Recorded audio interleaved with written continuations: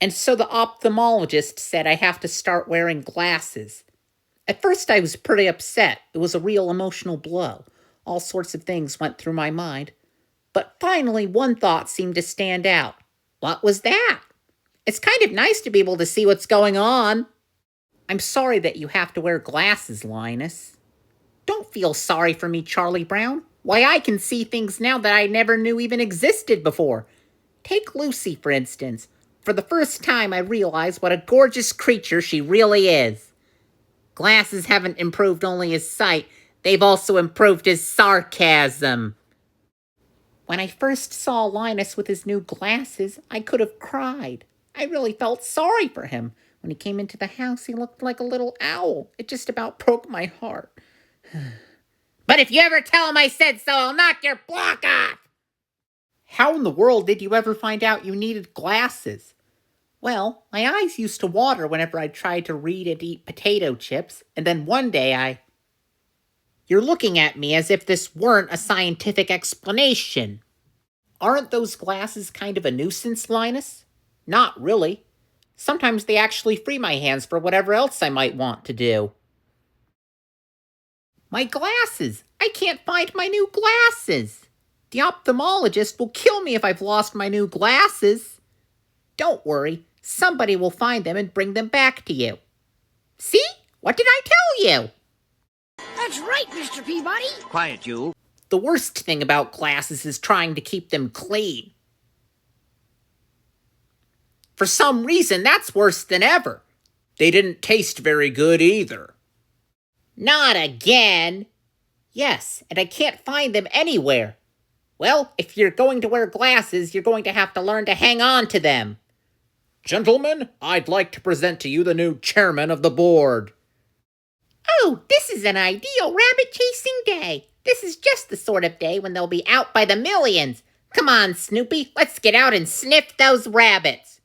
You don't sniff rabbits, you see them. You have a lot to learn about this town, sweetie. All right, let's have those glasses. Good grief, if it isn't one thing, it's another. He was just jealous because I looked so distinguished.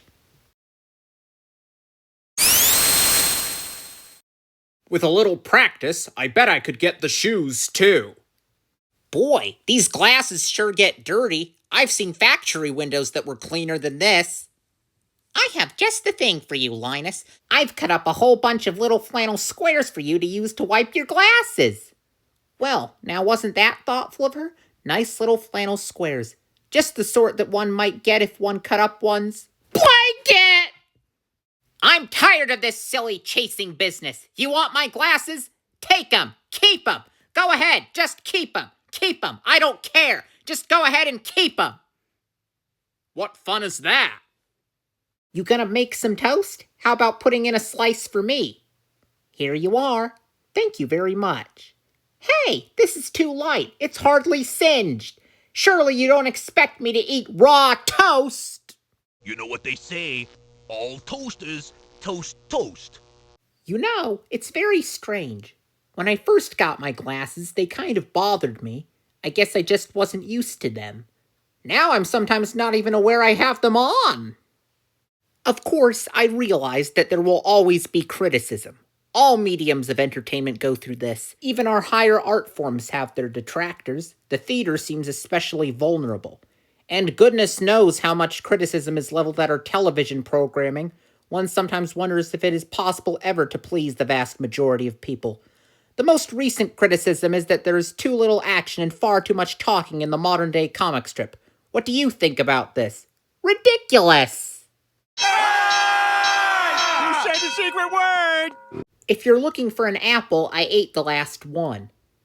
Boy, if you weren't wearing glasses, I'd slug you a good one. Glasses are good for your eyes. They keep you from getting punched in them. You wouldn't hit a guy with glasses, would you? You hit a guy with glasses. That's well played. What in the world are you doing? I'm doing eye exercises. I don't want to end up having to wear glasses like you. My ophthalmologist says that eye exercises will not help poor eyesight due to refractive error. I'm glad to hear that. I didn't think my eyeballs would enjoy doing push-ups. Don't sit there watching TV without your glasses. Do you want to ruin your eyes? My ophthalmologist says that not wearing glasses cannot hurt the eyes, even if those glasses are badly needed for adequate vision. What does your ophthalmologist think of the foreign situation?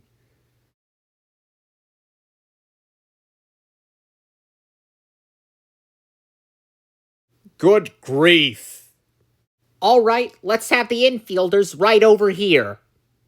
Glasses? You're going to wear your new glasses while you play shortstop?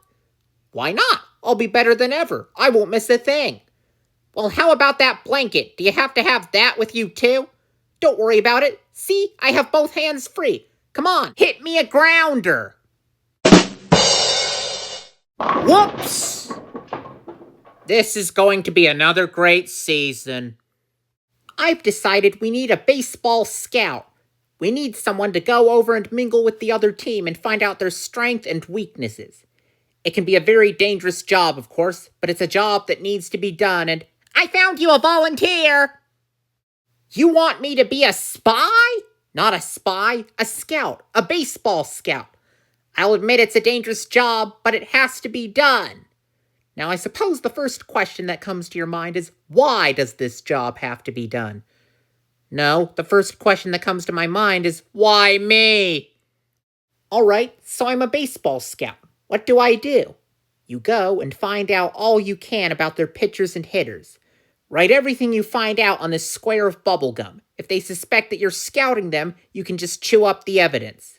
Well, good luck, old buddy. Thank you, Charlie Brown. Somehow I have the feeling of impending doom. But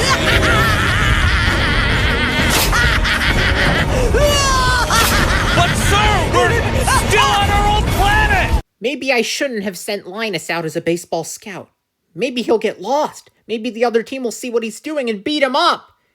Hey, manager, do you think my hair looks all right this way, or should I change it? No, it looks fine just the way it is. It's awful to have to be the one who makes all the decisions. Well, I'm back, Charlie Brown, and I found out everything you want to know. I even wrote it all down on a square of bubblegum like you told me, so if the other team became suspicious, I could chew it up and destroy my notes. Well, what did you find out? Where's your report? I watched this team practice, see? They were terrible. Anybody could beat them. None of their players can hit a ball out of the infield, and they have this loudmouthed girl in center field who can't catch a thing. They also have some animal at second base who can't even throw, and their pitcher is kind of a round-headed kid who is absolutely no good at all, and you scouted your own team! Bowling. She's always talking about how good her dad is at bowling. Now she says he's even going to bowl on television. Well, that isn't exactly true. He isn't that good. Actually, he's going to be bowling on radio. Bowling? What do you say? Bowling? Huh? Bowling's insane! Bowling is crazy time! Bowling? I don't think so, George. You get no rush from bowling. Rush? You want to rush? Drop a ball on your toe, my friend. Talk about a rush. You'll be throbbing. You'll see visions. Do you wear glasses because you're farsighted or nearsighted? Which is which? Well, farsighted is when you can, or is that nearsighted? Farsighted is when you can see things that, or is it the other way around? Maybe it's when you, or maybe it's, I wear glasses so I can see better. Fantastic! Say that again? Listen to this. If a fly's children all lived, she would have 625,000 grandchildren. That would be a lot of birthdays to keep track of. No, not tonight. Oh, all right, but it's so ridiculous. Other dogs go to bed without having a piggyback ride. I guess Linus is pretty used to his glasses by this time. Oh, yes. Incidentally, I think he's myopic. Really? Ask him who's going to win the National League pennant. He's got him. I just know he's got him. He's the only one who ever takes them. That dog is going to drive me crazy. The monthly meeting of the Pinecrest PTA will now come to order. Seagoing kite snagged by sub. By a sub? The submarine Raton returned from a weekend cruise with a kite snagged on its periscope. How it got there remains a mystery. Say, you don't suppose that Charlie Brown... I wouldn't doubt it for a minute. Who else could get his kite snagged on the periscope of a submarine? Who did you expect? Sparta Flop? You're not going to read in bed, are you? Don't you know that's bad for your eyes? My ophthalmologist says this is a mistaken belief.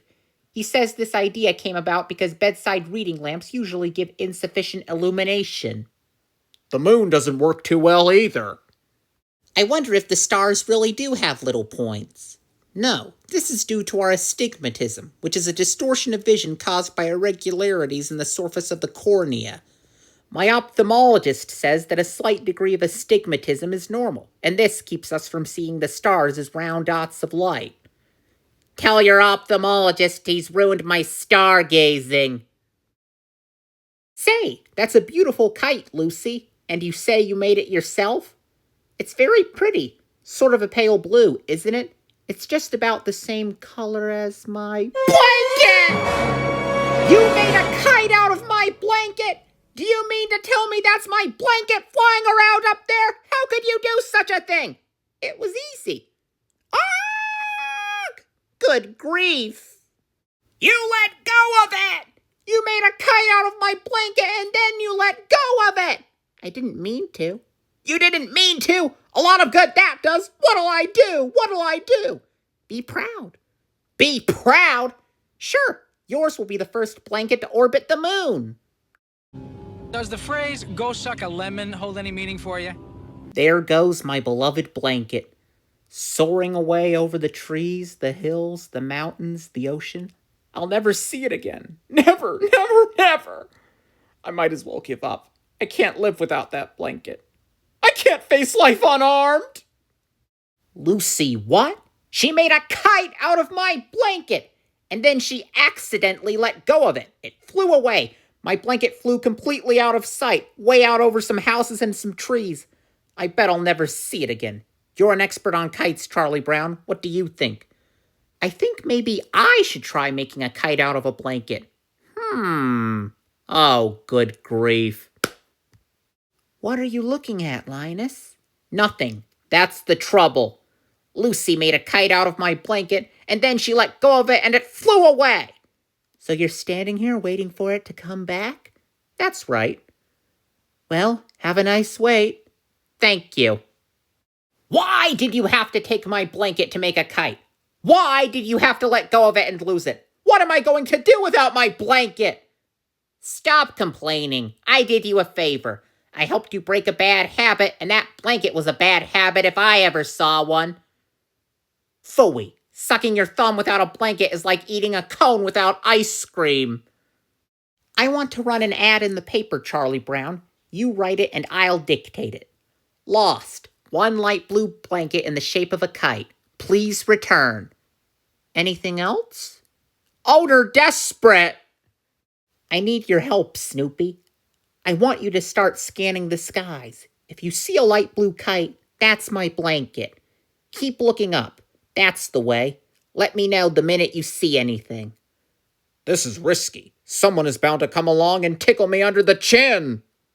Word is beginning to get around, Charlie Brown. People all over the country are scanning the skies to find my blanket. Someone somewhere is bound to see it. What if they find it but don't send it back?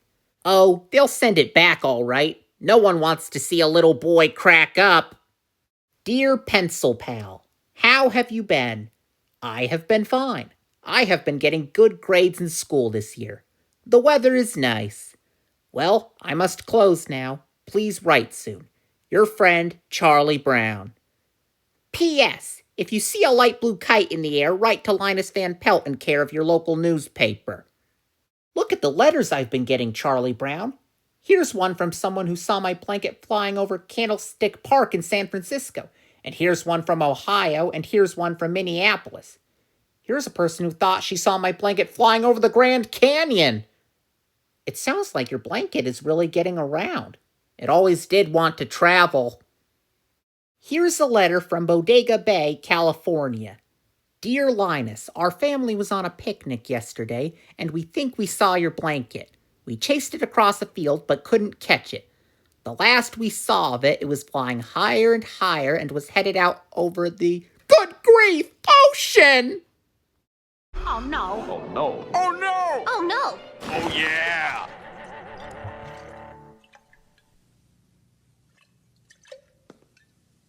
They saw it! They saw it! Somebody saw my blanket flying out over the Pacific Ocean! Oh, my poor blanket. It's always been afraid of water. It can't swim. It can't even wade! The flames of disaster! Look, Charlie Brown, I got a telegram from the Air Rescue Service. They found my blanket floating in the ocean. 2 paramedics dropped from an SC-54 and saved it. Wow, that Air Rescue Service is right on the ball. I'll say, Lieutenant Commander Carper and my blanket, both within 5 weeks. Well, Linus got his blanket back again, didn't he? You sure caused him a lot of trouble. How does it make you feel knowing that you've made him go through all that grief and anguish? Does it bother you, Lucy? Bugs are fascinating. I could watch them for hours. No, I guess it doesn't. I saw my ophthalmologist yesterday. He said I may not have to wear my glasses all the time. He also said he shot an 80 a few days ago. You talked about golf? Oh, yes. I always ask him about his golf game. It puts him at ease during the examination. Why couldn't 2 people who have the same eye trouble use the same glasses? They could take turns. One could wear them while the other one was sleeping. Maybe I'd better keep quiet. Such a revolutionary idea could put all the ophthalmologists out of business.